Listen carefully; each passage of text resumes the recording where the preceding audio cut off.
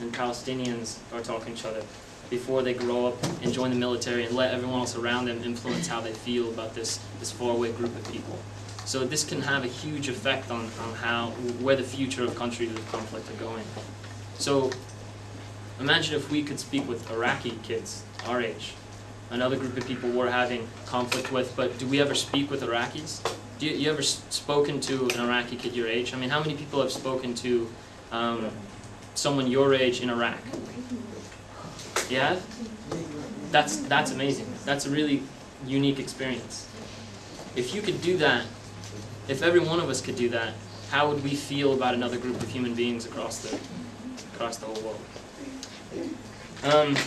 I think this kind of connection with people is going to have to be increased. It's going to have to become an accessible alternative to the media we have today. To get the truth out of people, to get the truth of how people are around the world, rather than having some other third party tell us about it, so we can see it with our own eyes and make our own decision. That's how I feel about it. I'll let Halston tell you more about it. Alright. Hi, my name is Halston. I'm 17 years old, and I'm a junior at Trillium. And I'm here to talk about the most memorable moment of this whole experience in this class. The most memorable moment was when the West Bank students wrote our name in Arabic, translated.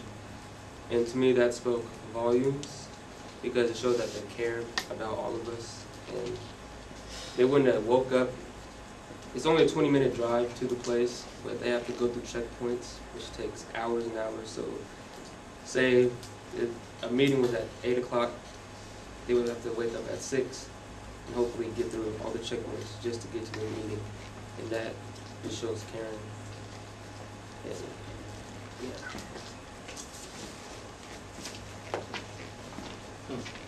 Do you guys know what this is right here? This is a banner we painted for the pro-peace march that happened a while ago. Do you remember that? Did any of you hear about it or attend the march a few weeks ago? It must have been about a month ago. Oh, I'm interrupting something. Go ahead. Hi, my name is Ian. I'm 14. I'm a freshman in Trillium Charter School. Oh. As Halston just talked about, the caring involved in the Why Not program. When entering this class, the need for a mutual understanding and feeling of caring is definitely important. If you don't care about the situation, you won't get anything out of the class. But when you care about the situation and you talk to these people, it really breaks your heart to hear the pain they endure. Like Chris just talked about, or Halston just talked about, they have to travel like 2 hours just to go 20 minutes, across maybe a few miles, which is terrible because that shouldn't be something a human should have to go through. Don't get me wrong, the video conferences in this class basically get me up in the morning because I can look forward to getting that much closer to helping this cause. If I could give an example, it's like breaking down barriers or opening doors. Lost my place. You come into this program with these stereotypes and walk out with an understanding of the situation. As a personal example, my grandmother is really racist, and she has all these stereotypes against people in the Middle East. But she, like many other people, think that they're all terrorists. And they're all just out to hurt us. But what you see on the news is only about a quarter of the story. If someone like that walked into a video conference and heard what they had to say, their world would turn like upside down. To know that you have friends on the other side of the world, that's like the greatest gift in the world. In our second to last video conference, we talked to these people casually and tried to understand the subject, but talking about the Intifada, etc., is not like the only aspect. We we talked and laughed and had a great time. It was like we were all in the same room. So when you learn that these people are just like you and me, you want to help out, right? You want to do so much more, and you know, into the situation, you learn to challenge authority and the integrity of the government. Not one class I've been in has made me feel so insignificant and so important at the same time. Thanks.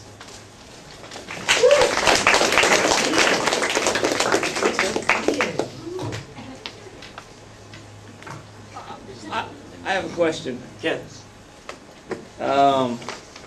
This is the point at which we should start asking the question. That's All right. That's not a question, no, but this will be a question. Can you give some examples of questions that you've asked each other? Anybody? Each other or with No, previous that American students have asked Palestinian students and vice versa.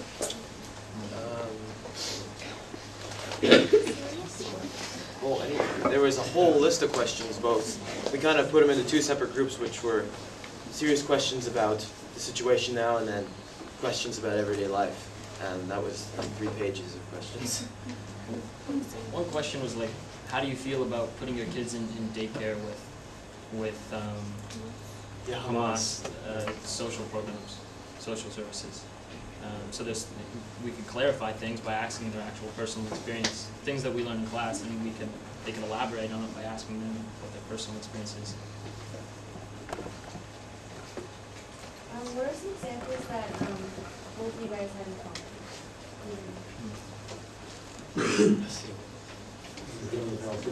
Yeah, like them in the past.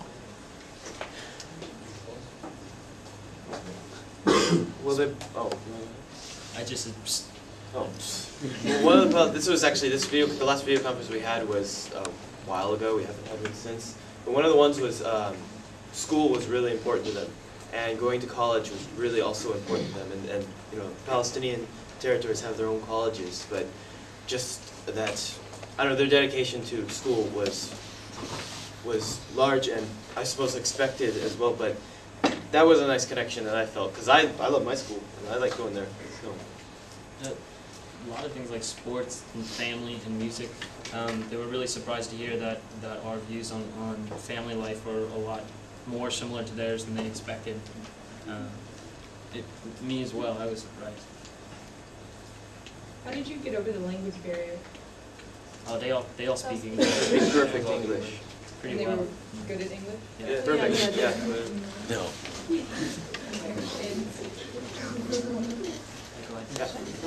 So you talked about how you had the Palestinians, you guys could talk with the Palestinians. What's the barrier between you and the Israelis that you're having trouble with? We just haven't been able to get a group to, I don't know, is it so much agree, or we haven't been able to find a program that will do this? Or is that correct? Yeah, I can help with that. The Why Not program is set up by Mercy Corps, which is an international relief organization that's headquartered here in Portland. And they actually established this program initially with Palestinian Territories. They don't actually have a link with people in Greater Israel. And we've just been working on that as a school, as a group, and just haven't made those contacts yet. What are some of like the stereotypes that they thought of like us and like Americans and stuff?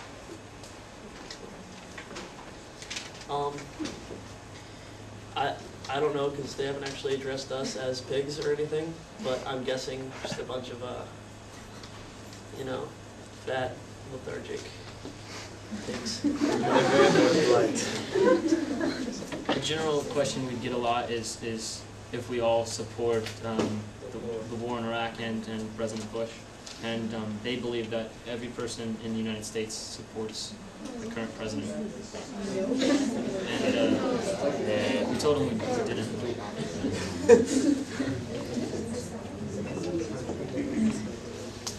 They're also keeping a very close eye on the presidential elections, because they Yeah. they think that that's obviously very, very important for the whole world. So they keep a close eye on that too. How did they feel towards the Israelis?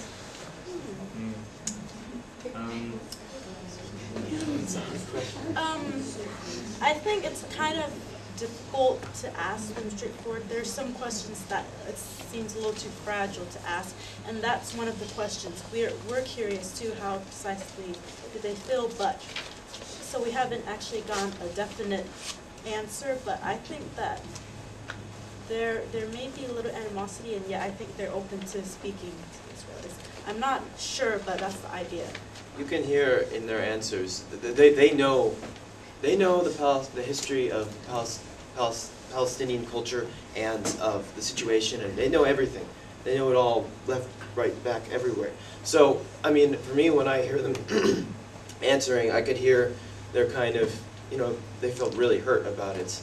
And in their answers, you can hear that. They didn't come right out and say it, but you can hear it.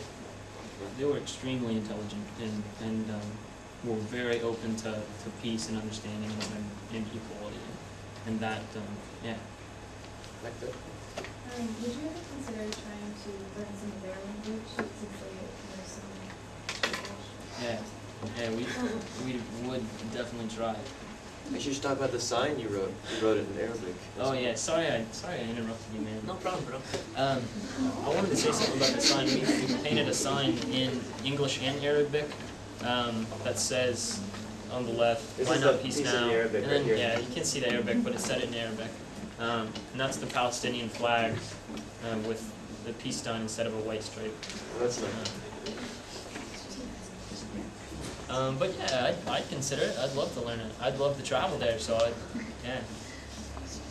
Because that would be a good reciprocal. This is the Why Not site.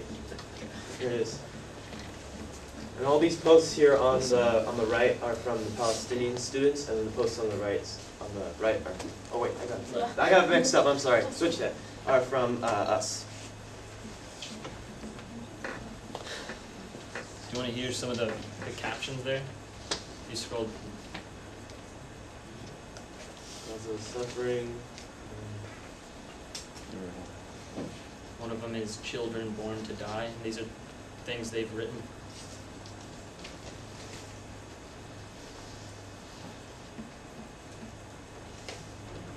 Who wants peace?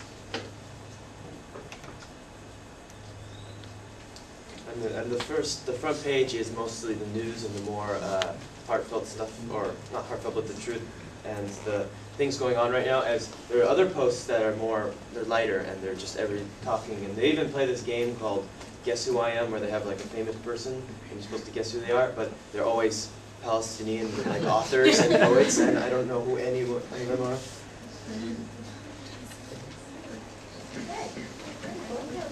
Okay, is that the walkout? So Pearson? So,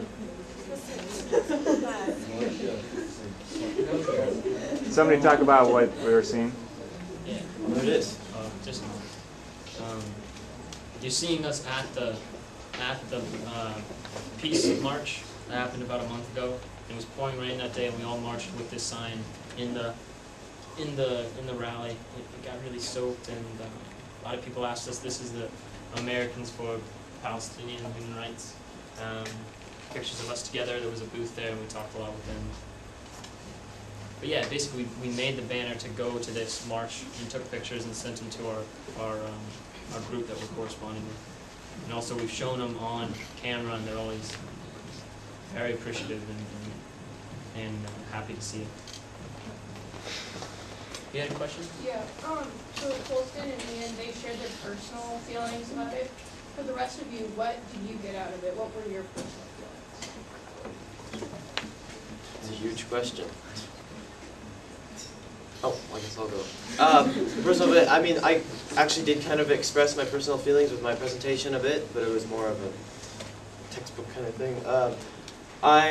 The next step in learning, and that's not as dry as it sounds, the next step in learning to me is the next step of understanding the world and understanding culture, and the only way to do that, in my opinion, is to meet the world and meet culture.